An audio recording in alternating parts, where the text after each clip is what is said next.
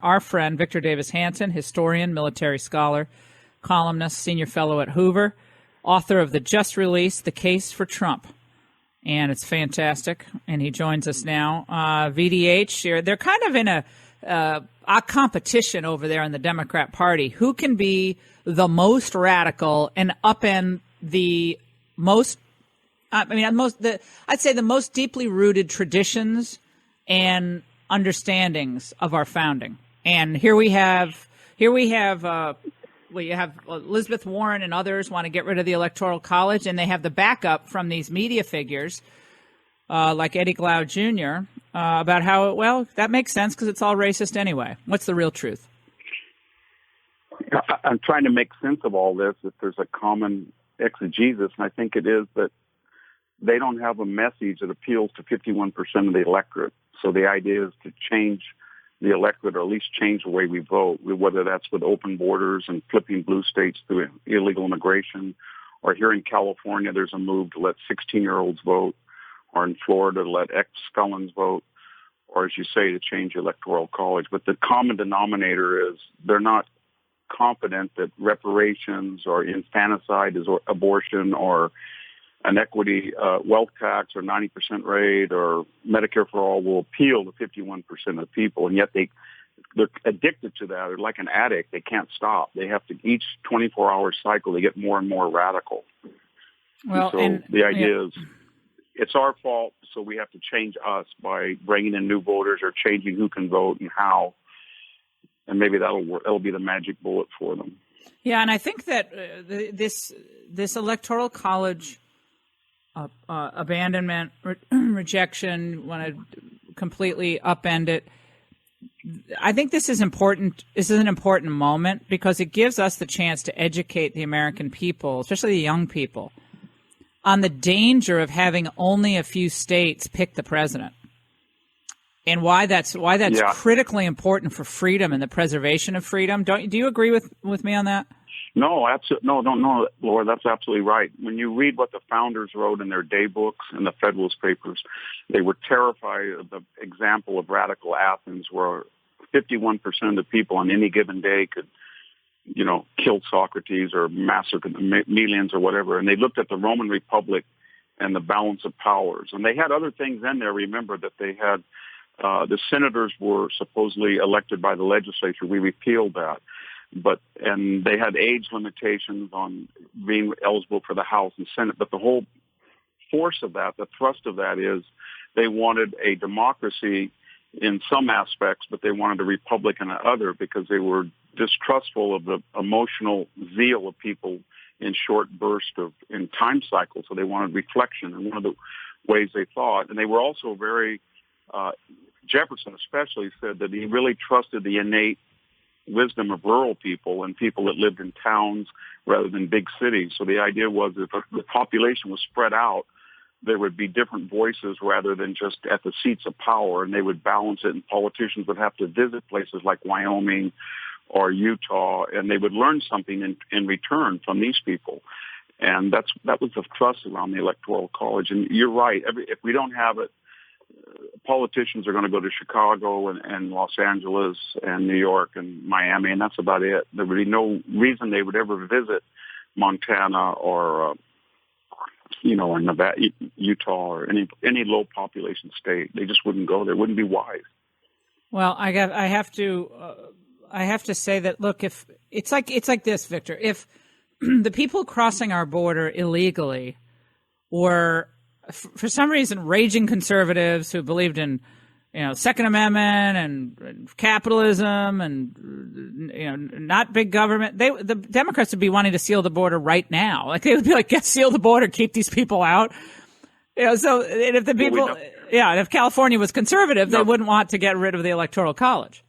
No, we know that. We know that from the attitude after the Hungarian influx during the failed the failed liberation from communism in 1956. We know it from 62, 63 Cuban influx that liberals within 2 or 3 years were very critical of taking refugees en masse who were conservative and anti-communist. And they made fun of Hungarians, they made fun of Cubans. And if the wall if building a wall from some way, in a weird fantasy way, facilitated illegal immigration, they'd be all for it. It's about illegal immigration and the effect of it on the American political system. That's the only issue. They want to bring people in, and they want to alter the demography, and then they want to flip states. If they can flip states with the electoral college intact, they were all for it. They were for it until the 2016 election, and they got shocked because Trump, like a fox, went into their blue hen house and flipped all those Midwestern states. Up until then, they thought it was great because Nevada, New Mexico, California, next Arizona and Texas, they were flipping electoral college states. They thought this is a great system. But then the Midwest just shocked them, and they're still not confident that they have the calculus or the formula in 2020 to win those states back. If they do, they'll be fine with the electoral college. Mm-hmm. Well, and I think Elizabeth Warren on reparations, pushing for reparations, it's another pure power play. Let's listen to that. I believe it's time to start the national, full-blown conversation about reparations in this country. I support the bill in the House to appoint a congressional panel of experts, of people who are studying this, who talk about different ways we may be able to do it, and to make a report back to Congress so that we can, as a nation, do what's right and begin to heal. Thank you. Thank you. Victor, now, what is that all about? You had it from Julian Castro, and others are saying we should seriously consider this, depending on even what form it might take. They're debating that, but what does this tell you? Well, it's trying to recapture the Obama formula of getting records in the 70s of turnout of African American voters and getting 95% majorities because they're losing the white working class. And of course, this is rich from Elizabeth Warren, who fabricated her own ethnic identity. And just the idea of reparations, what would Camille Harris do? Would she be eligible because her own father said her ancestors owned slaves? Does Barack Obama be eligible because he has no prior legacy of any person in his family experiencing slavery? Does Snoop Dogg or JC or Oprah, do they get reparations, and is that going to be paid for from some welder in Bakersfield that has no money? The whole thing, and then are we going to wear DNA badges or take tests, as Elizabeth Warren did, to prove what percentage in the style of the old Confederacy would denote being African American? If you're 1/4, 1/8, 1/2, you can see where it's going. It's going to Serbia, Kosovo, that model of balkanization. It's going to be a disaster. And then you can see the cynicism, Laura, because not only did Elizabeth Warren game the system to get an edge over people with that fake ID, her identification was completely fabricated, but with this latest college scam was really about wealthy white liberals who didn't quite have $5 or $8 million to pay for their child, but they could pay $250 or something and then fabricate a phony resume, get a phony sport, get in because they're big supporters of affirmative action, but they want their own affirmative action that's, in this case, fraudulent. So what they say and how they act are so far apart these days, and I think that's caused a lot of the hypocrisy just turns people off. I don't think that's going to go anywhere, but it's a losing issue for them. And every poll shows you that opposition is up to 60-65%. Well, and I think, again, the key point for everybody to remember is that this is not about altruism or they want to give you more power or they want you to have a higher standard of living. This is about their getting more power. This is about their self-elevation, about growing government, and it's just power. This is just a big power grab, taking people's money from one part of the country and giving it to other people. That's just, and they get to make all the decisions. So people have to just disabuse themselves of this idea that any of this is based in an altruistic tendency. It's not. It's based in power. They want power back, and they can't figure out how to make the economy grow better than Trump. They've given up trying, so now they're on to this. That's what it's about. I was just talking to an Armenian fellow, Armenian American, and in my little town until about 1935, Armenians were zoned out of buying property. And so his point, and then I live in an area with a lot of Japanese Nisi, Japanese Americans. Do they get more reparations because they were interred Holocaust survivors who came here when the United States really didn't help immigration very much to get Jews out of Germany, 30s Germany? How about Armenian America? Every group has a grievance against the majority population of some time. So it's going to, they know it's not working. It's, as you say, it's about power. Even the other minorities, though, like Hispanics, don't poll in favor of it. In fact, they don't like it at all. So I don't know how far this is, but I think we're seeing a game now where every week or so, the radicalization of the progressive movement tries to tag or put this albatross of reparations or infanticide or a wealth tax or the Green Deal around somebody's neck to force them to embrace it. And all they're doing is setting themselves up, I hope, for a 1972 replay of George McGovern or Mondale in '84, because these aren't issues that you want in the general election. No, and I think again, they're in a quandary because they feel like all the juice is on the socialist progressive side of the equation. So they're all trying to outdo each other to satisfy Absolutely that hunger. And it's, you know what it reminds me of, Victor? This is maybe because I'm hungry right now, but it reminds me of when you haven't eaten like a lot, and if you fast, like sometimes I fast during Lent. So if you fast, and then all of a sudden you see, and you're like, if I just have like one bag of chips, and then it makes you want more. You think, that's going to satiate my hunger. No, it doesn't. But then you have to keep getting more and more radical because that socialist clique wants more. And they'll do anything to get more. And so then it's just more and more radical. They turn around and upending the whole country. That's exactly when I was a kid watching the commercials, maybe you were young, I'm older, much older than you, but you had these detergents and they'd always say new and improved and they throw little colored crystals in it. They didn't do anything. Yeah. And then the other brand Tide and they'd all compete. So finally you'd look at the detergent. It had 7 different colors of special ingredients, but they were of no value. They were just in competition. And that's what they're doing. They're throwing out stuff to prove to the base that they're more radical than the other. The real problem is that I think this is run by a millennial small base of about 15 to 20% of the electorate. And they're angry because they're suffering from prolonged adolescence. They have a $1.5 trillion in aggregate debt. They didn't learn much in this college experience. Their majors are not equipping them to succeed in the way they think they deserve. They don't buy homes. They don't have children. The 20s are now their late 30s. The old 20s are their late 30s. The pajama boy, Life with Julia. And that creates this urban profile that these people are appealing to because that's the only explanation, because it doesn't poll well. And I don't know how they're going to pivot, Laura. I don't know. After these, we're going to see some crazy things in these debates to come. And then they're going to have to make a 180 and say that they don't really believe it, or these were talking points or inferences or suggestions, because that's not a way to win a national election. Well, and also, Victor, we have to ask you, we're talking to Victor Davis Hanson.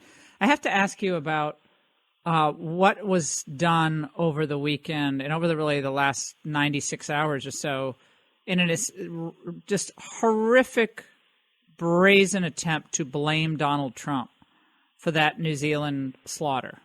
I recalled that, 2 years ago over Palm Sunday, 45 Christians were blown up at St. Mark's Cathedral in Egypt, and it got very little coverage in the United States. But Christians, Muslims, Jews have all been slaughtered in the Middle East and brutalized in the most horrific ways. And there's generally a collective yawn from the media here, and it's not like I'm blaming Democrats for, their attitude toward Christians and not taking this seriously for the cause of the problem. But it's just like it's only, this is horrific act of evil, and they can't see it as that. They have to see it as, Trump caused that. I think they're pretty cynical. When James Hodgkinson shot Steve Scalise and wanted to take out the Republican leadership at that baseball park, and he was a staunch Bernie Sanders supporter and said so, and I don't think very many conservatives said it's Bernie Sanders' fault. He encouraged this. Or when Representative Omar was praised by David Duke because he really liked her anti-Semitic, even though she was anti-Semitic. I don't think people said, "Oh, you're a representative of the Klan. You caused David Duke to get." So it's a one-way deal, and I think we got to remember that 50% of all terrorist murders worldwide are caused by radical Islamists. That factors in ethnicists, that factors in political terrorism, but given all those different motives, 50% are committed by radical Islamists. So that's what we have to be worried about. White nationalists they account for a very small percentage, but that's not the issue in empiricism. The issue is, can Donald Trump be branded as a racist, sexist, homophobe each day? And so they take the news cycle. They look at this story, this story, this story, and then they tag him with something. The difference between Donald Trump is that he doesn't, as in the Marquess of Queensberry rules fashion, say, "Oh, I'm very sorry. If I infer that, I'm sorry. I'm going to give a big statement." He just hits back, and that infuriates them more. And he goes on the offensive, and they've never seen a Republican given the John McCain or George W. Bush or Mitt Romney model that you try to be sober and judicious and gracious, and then that magnanimity is interpreted in like kind and reciprocated rather. But Donald Trump says you show magnanimity to these demagogues and they'll consider that weakness, and then they'll have contempt for you. So he fights back, and that creates even greater furor that he's not afraid of being called a politically correct blank fill in the blanks. And so this is new. We've never seen, I can't think of a Republican that has hit them back tit for tat like this in my lifetime. Reagan did a lot, but they did hate Reagan, but not like this. And how about George W. Bush coming out? And of course, he never came out to criticize Obama. Never heard him criticize. Where was he when we needed some help on Obamacare or, changing the definition of marriage, if he believed in that, or immigrant. He couldn't get anything from him. Nothing. Now he's coming out criticizing Trump.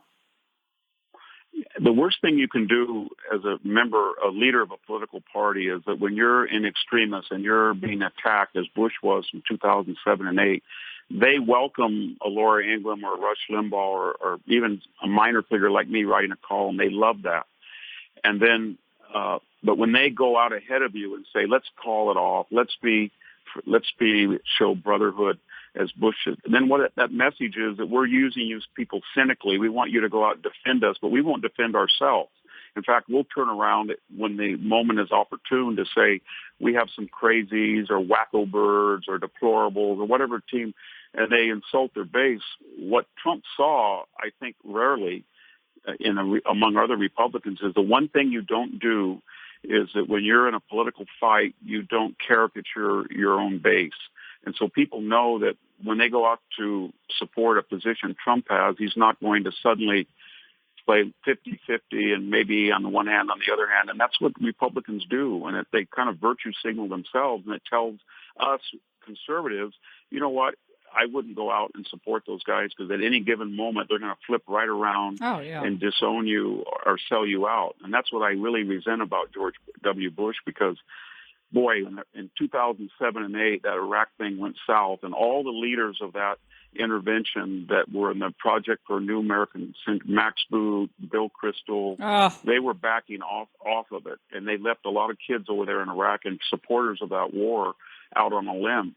And I'll never do that again, is to try to back an unpopular conservative president when they're when you're trying to defend their principles and they're backing away from you and suggesting that there's an element that's too zealous in their own party. I really don't like that at all. No, and I've got to say, everyone remember that when George W. Bush left office in 2009, his approval rating was at about 27%. It was 27%. People forget that Al Gore called him a brown shirt, and they wrote a novel about how to kill Bush called Checkpoint. Oh yeah, I remember that. Op-ed writer in the Times said that he was, "Where's John Wilkes Booth?" They did just what they did to Trump, not quite as bad, and all of us thought that was appalling, that you would tag Bush as a Nazi or a brown shirt or as a fascist or plan Katrina as black genocide, all that stuff. We supported him, and then he turns around and suggests that that type of invective is somehow, part and parcel of the Trump profile, or as if he almost earned it when they did the same thing to him. And he doesn't appreciate that people went out and defended him to the letter. And now I think that shows a level of ingratitude that really shocked me when I hear these things he said.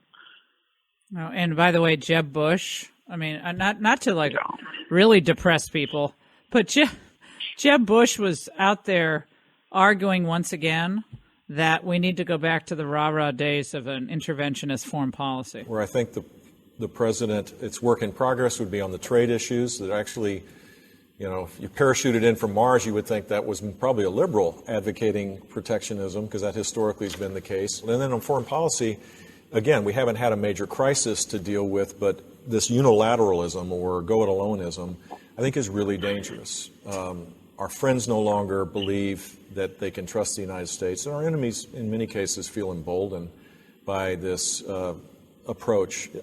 I think it defies the bilateral, multilateral, or bipartisan kind of consensus on foreign policy that has, by and large, kept America safe. Okay, my question is, how would you be able to tell the difference between Jeb Bush saying that and Barack Obama? Like, that's exactly what Obama says. Yeah, he just translated what he just said in plain English. It's Donald Trump doesn't call up the Council on Foreign Relations every week for advice. That's about what his complaint is. Because take 2015, we had over 250 incidents in the Iranian Straits of Hormuz of harassing allied American and neutral ships for either overflights or even in one case hijacking a boat or sending missiles near a carrier. We had zero in 2018. And Jeb Bush has the audacity to say that our enemies are emboldened. North Korea and Iran and Cuba don't know what Donald Trump's going to do.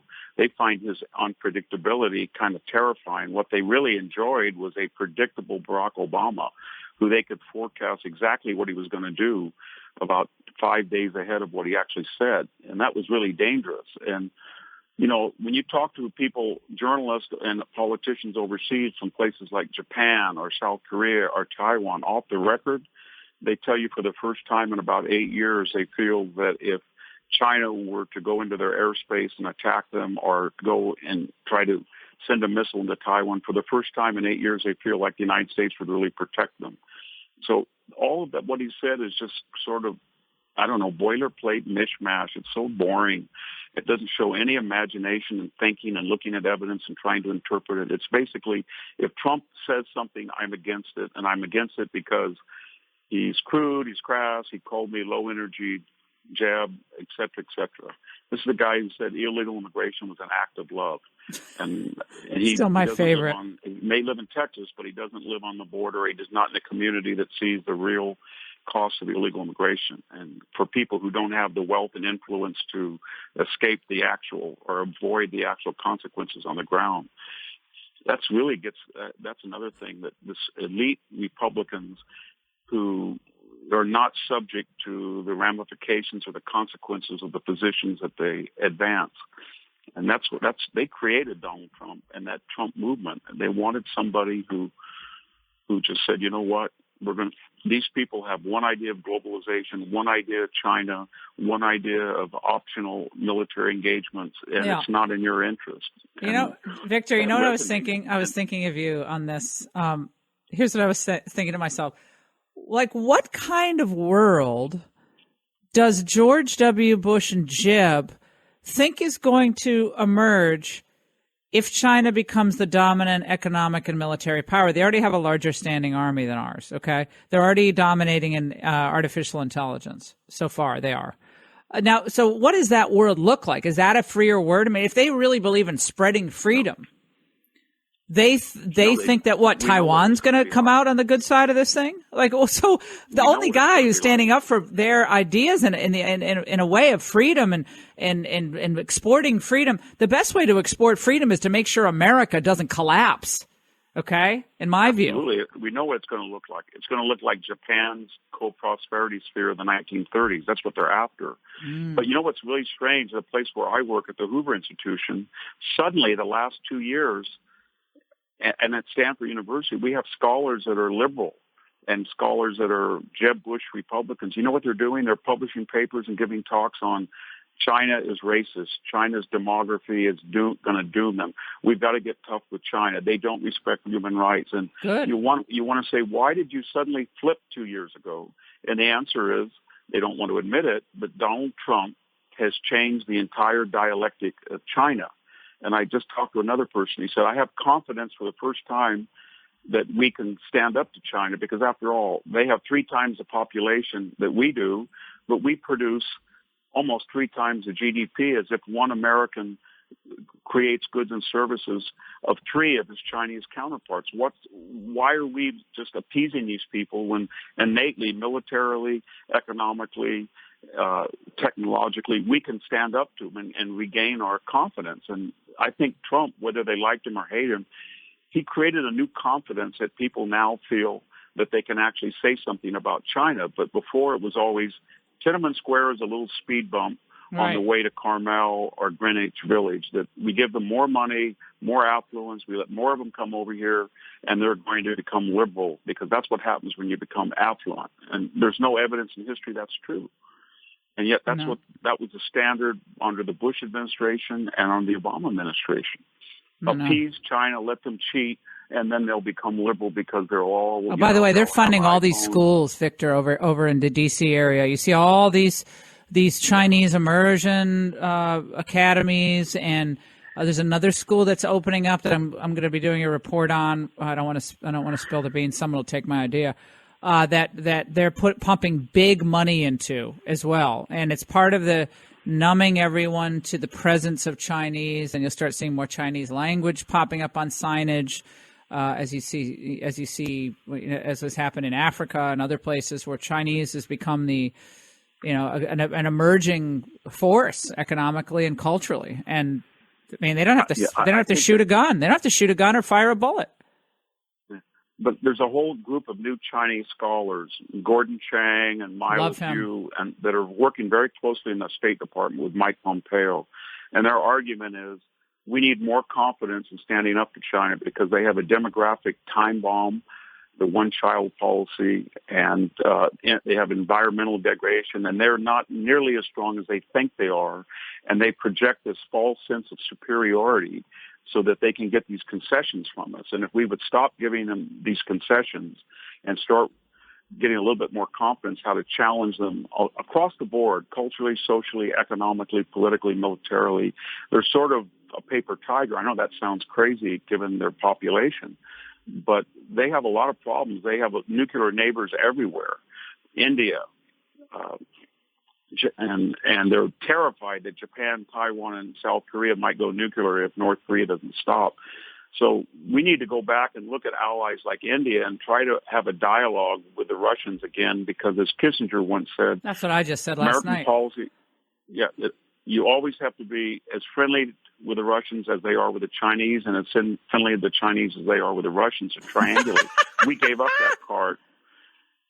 We did, under collusion. We can't even talk about Russia. Yet they were always a valuable counterpoint. Right. Well, we do not want a Russo-Sino alliance. Okay. We know where that's going to go. That's going to be in a terrible direction for us. And they're doing joint exercises, military exercises. Thank you very much, Bob Mueller. It's insane. That was created by the Democratic Party. We should be triangulating and using Putin, manipulating Putin, where our interests are aligned, and they are aligned, and India as well, and Japan and China would find they have very few friends. But a lot of these people are hanging back because they think, wow, under Obama, the Americans thought Chinese hegemony was foreordained, and why would I want to get out in front when the United States might not back me? It's just the opposite of what Jeb Bush said. That was a dangerous period under Obama, and to a lesser extent under George W. Bush, and we're trying to recalibrate. And I give Trump credit because he's really changed among scholars. I had a friend that went to a Council on Foreign Relations meeting. He said, you know what, they all sounded like Trumpians suddenly. Yeah, he's had a huge effect on China. They never mentioned the word Trump. Yeah, I can honestly say that I've been doing the China issue since 1996 with Fred Thompson when he was doing the China tech transfer issue in the Senate, and nobody would pay attention to him or me when I wanted to push the issue. So at MSNBC, so I'm thrilled, and I know, Victor, you're writing and your study, and everything that you've done, your scholarship on Korea and the China effect all these years later after MacArthur warned us. You've been just absolutely invaluable in the education of the American public. And well, we're going to hit this with you this week on the Ingraham angle. Victor Davis Hanson, of course, his phenomenal book. And if you haven't gotten it, The Case for Trump, it's terrific. It's a lesson about 2016, but also moving forward. What happens now?